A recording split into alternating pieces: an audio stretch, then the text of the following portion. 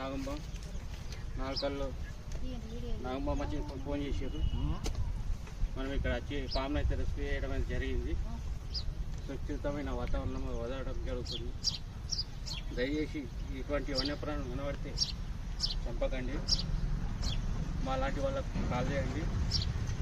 మేము వచ్చి దీన్ని రెస్క్యూ చేసి మళ్ళీ వాతావరణంలో సురక్షితమైన వాతావరణంలో వదిలేస్తాం.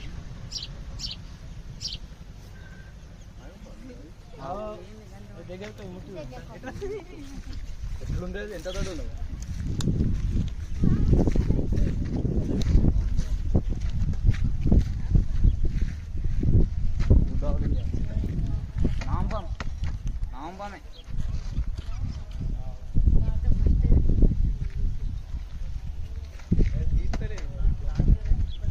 పడేస్తలే మరి